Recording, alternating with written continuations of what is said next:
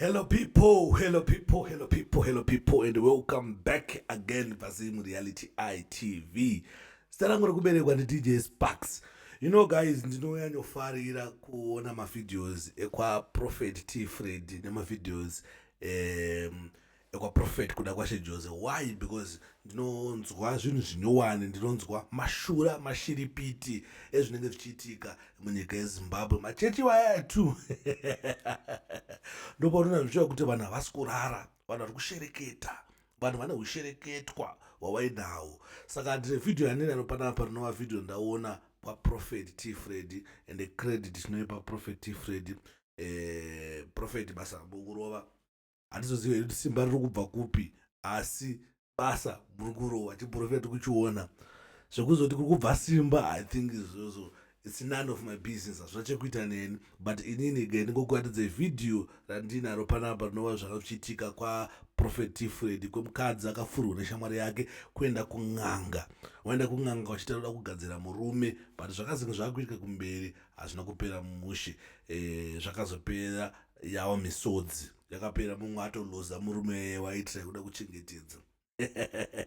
Ndosoka Bhaibheri ichitaura kuti ukanyazvikudza stereki unodzikiswa. Zvinhu zvaunoda stereki uchazvishaya.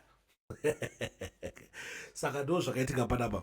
Akafurwa kuenda kung'anga neshamwari yake. Sada kuti tinzwe nyaya yacho totanzwa kuti zvakamira sei. But before guys, ndifuna mukuona background yangu iyo pakanzi wetlands, pakanzi absolute wetlands, inova iyo inoita bore drilling and installation. Saka mchinge mchizoda kuti muwe nemabore munenge madhirilwa zvakanaka, mabore akachipa, munobata namba dziri kubuda pascreen dziri paflyer pamusoro apo idzo, kana kuti namba dziri kufamba pazasi apa namba dzeabsolute wetlands. Then mobva mafonera ikoko munzwa kuti vanokwanisa kukuchaja mari. But for now ndege tichimonzwe kuti zvakamira sei. Mazano kuchine shamwari mukore uno. A friend.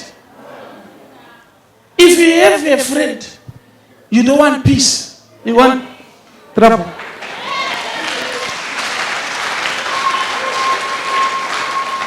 Naye asikana murume unyari kupini? Prophet ndonyanda toriyawo pano nokuti murume wangobuda nemota last month achitanga kuenda kumashops kunogerwa musoro, haana kudzoka. Pandakafona foni yangu, hakuna munhu anongoerekana abuda pasina zvavamuita. Hakuna munhu ungobuda naye zviri kweresvi. Varume mangangobuda here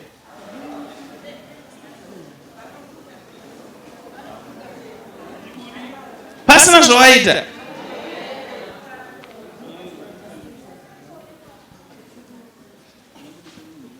Now nyatsonditaurira zvakaitika musi waakabuda, ndozvandoda kunzwa. handina kutombonetsana naye Prophet.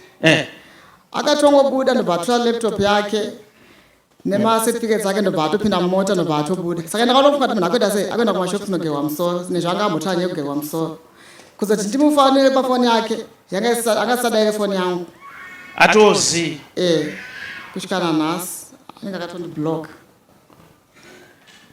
Ndakazenge ndakutsvaga hama dzake, ndikaifonera hama dzake nditi murume wangu hako kuno kusvikanzi mukoma wakatifonera kuti vakumba kwana mama, mukadzi havachade. Asi ndandakubva ndakambonetsana naye asombodza chikonzero chii.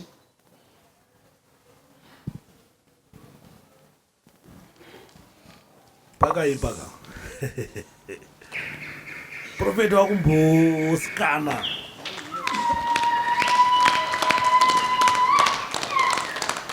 Kandoti zida imemboona zvandinchiona mandibatsira. Akuzvikudza ngomana, hanzi ndichiona hora. Achibaba icho.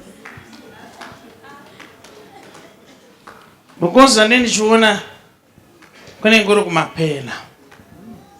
Now, ione murume wako mani makore mangani muchigara mese? Chane 5 years Prophet. 5 years. Unobva angobuda usiya mudzimai we 5 years. All right.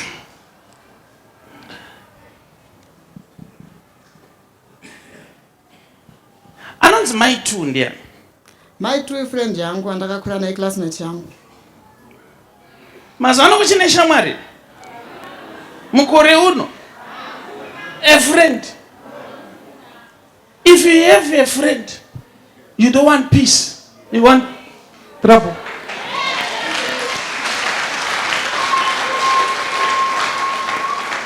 A friend.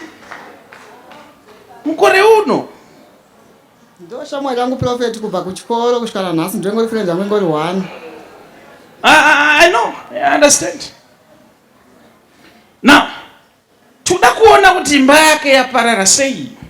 Saka tinotobata nyaya iyi nekuti hatigone kuzvisiya.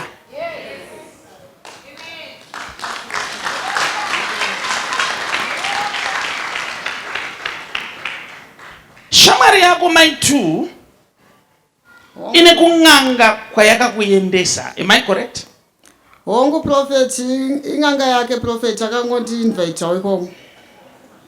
Ndobva matoenda. Ndobva taenda. But ungosina problem ke?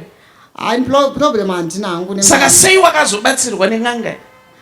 Taendako maitwa akangonditi batsirwa nasekuru kuti ndipewo mushonga wekusimbisa murume wangu. Kusimbisa musana? Hongu prophet. Nekukudza nhengo? Hongu prophet.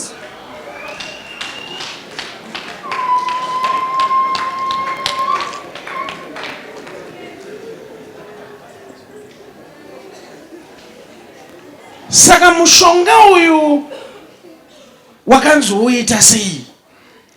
Mushonga uyu ndanakanzi ndinobika porridge nekumwaya muhembe dzake. Okay, saka pawakabika porridge nekumwaya muhembe pane zvakachinja here? Ina ndichandinozoza prophet nekuti ndanga ndisina dambudziko nemurume wangu. Saka maibikirei? Ndaingopushwawo prophet naine shamwari yangu.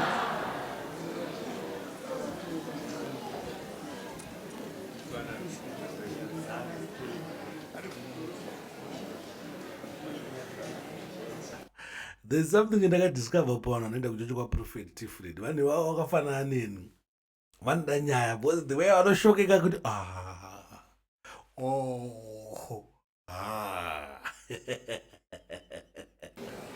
Now, mai 2 vane murume. Kwete. Saka imuri kuti munhu asina murume afane kutamba nemunhu ane murume ndizvo? Are you serious?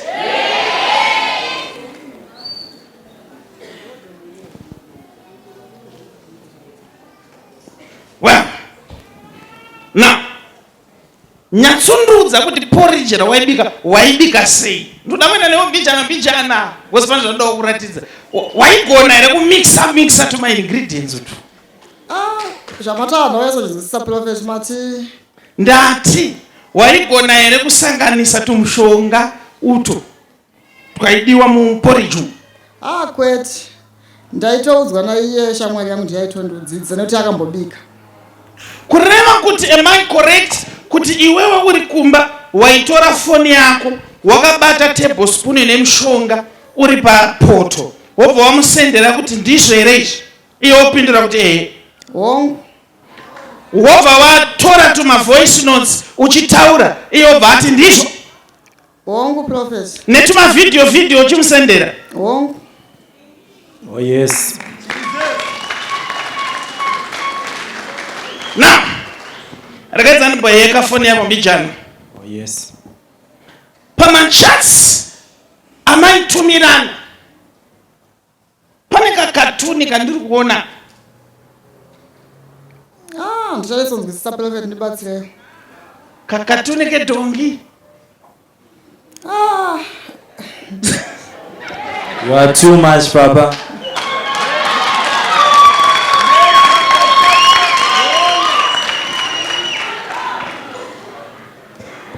Iwewe handiti shamwari yako akakutumira kakatuni kedhongi rakatakura kurema rine mastaira. Ndobva akuti Mike akadya bota iri achaita unge dhongi.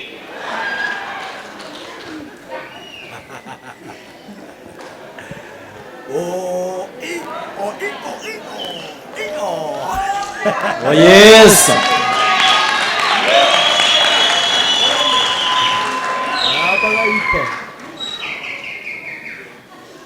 mistake yawakaita mwana ndeyekuti pakanga pakudyiwa porridge nemurume iwewe nekupuzungwara kwako, because ndakakutarisa ndiri kuona wife material, but wife material yakapusa yakafurirwa kuparadza imba namaoko, because ndiri kuoneswa wakatora picture murume wako achidya porridge ukasendera shamwari yako ukati akudya.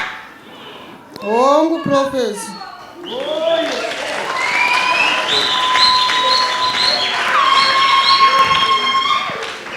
Reason yaita kuti murume wako angosimuka, it's obvious, because mai two ndo vakamuratidza zvese zvamakanga muchiita. Saka yari kuti manje akazvitarisa kuti ndaifunga kuti handina dambudziko, handizokona kuenzana nedhongi, beta ndiende.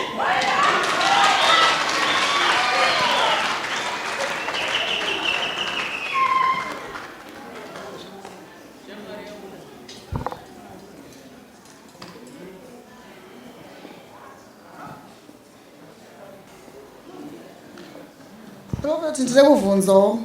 Saka maitu zvawakaudza murume wangu zvese zvataita, imba yangu ichamira here prophet?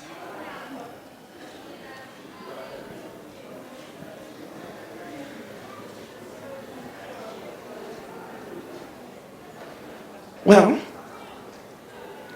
pana Mwari hapana chinoramba. The reason why ndoda kukubatsira is because ndaona kuti iwe paupenyu hwako hauna mumwe murume awakaziva kunze kwemurume wako. Hongu prophet.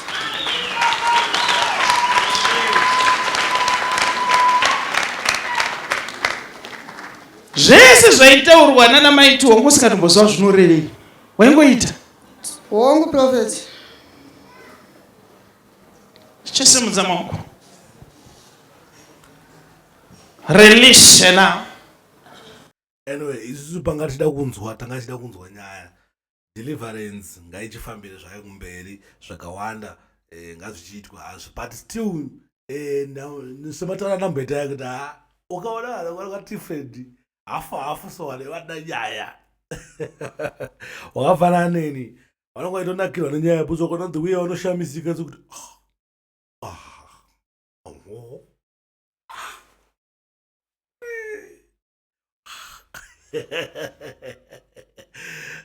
pese panona mavhidhiyo katifred ka ndovandoona vanhu vari momo vanoda nyaya baba, vanhu vavo vanoda nyaya baba, vanhu vekwafredi baba vanodawo nyaya baba.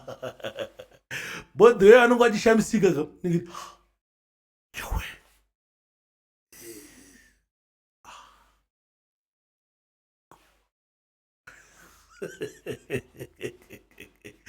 Anyway guys, thanks for watching, thanks for supporting Zim Reality ITV. Always remember that fear not, sin not, whether you like it or not, the truth is the truth. Don't forget to follow us on all social media platforms. Unongo follow at DJ Sparks ZW. Then unongo kutogara uchiona ma notification ezvinenge zvichiitika zvisizvo kuti tiposte ipapo unongoita se unenge uchizviona. Saka gara waita se gara wakomendawo zvakakosha, because mavideo aya tinomaitira for ma likes nema comments. Saka uchikomenda chisiyo like munondipase manyemwe, tobva tanzwawo manyemwe kuramba tichongoona mavideo, kuramba tichitsvaga information yezvinenge zvichiitika mativi mana ose enyika yeZimbabwe. Tine zvakawanda zvatinoita panapa paZim Reality ITV.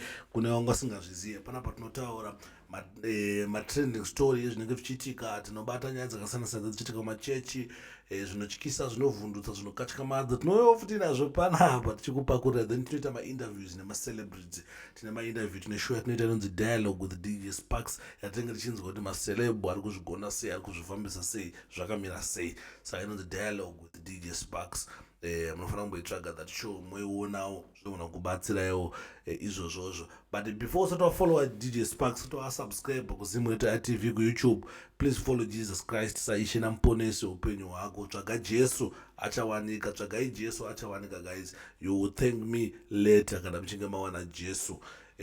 chimwe chinhu ndisandaenda zvangu ndofamba munongona pane nyaya iri kungofamba pazasa pamboard inenge neinstallation board chichichichichi zvakawanda wanda zvikuita se zviri kuchifamba apa ndofamba kuona flyer apo rakanzi Absolute Wetlands iyi kambani yatinoshanda nayo seZimReality ITV inokupai maservices ari right pakudrilla bore nepainstallation solar system and everything zvakawanda zvavanoita sa munongovabata panhamba dzavo dziri kufamba pasi papapa uyezve dzichibuda apa ndidzo nhamba dzavanoshandisa dzinomovabata then mobva maita business right. Kune timuwo inoda kuzomaketa zvinhu zvayo panapa paZimReality ITV yakasununguka kuti bata panhamba dzangu dzinoti 0774 0452 35 ingandipamhe zvakare kuitira kuti kuna vamwe vanenge vasina kunyatsodzibata.